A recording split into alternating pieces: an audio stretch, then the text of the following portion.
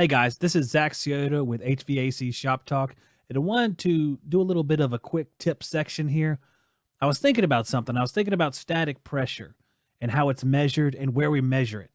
And typically, you measure static pressure right there at the equipment you are servicing, whether it be a furnace and coil or an air handler, and you get your reading right there at that point. Now, if you get a high reading right there at the furnace, you're going to take a look at that main ductwork. Let's say you're working on an air handler in a crawl space, which is typical here. I'll give that example, but it can go as far as any type of equipment anywhere. And you have a 2.5 ton system, and typically here you'll see a 16-inch round duct, hard duct ran off of that. Some people use flex, but for the trunk, I used to use hard metal piping. So you'd see a 16-inch duct, which is the proper sizing, according to a ductilator in most applications, unless you have some kind of outlandish duct system. And you look at it and say, well, it's 16-inch duct. Why do we have this really high static pressure?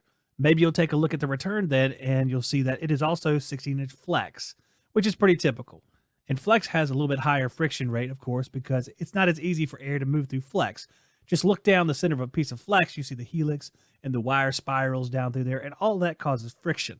So maybe you need to upsize it to 18-inch flex. Some people would use 20-inch flex just to put that static a lot lower. But maybe that's not the problem. And here's where the tip comes into play. A system is typically a trunk or some sort of trunk type system with branch runs off of it.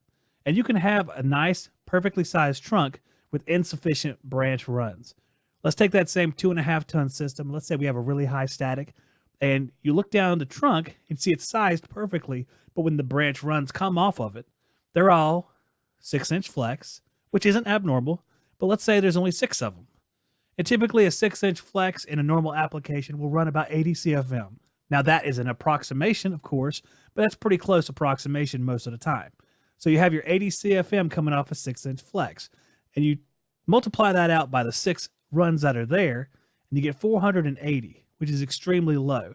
So by that math, your 2.5 ton system would have something like 12 runs coming off of it, but you have half as many.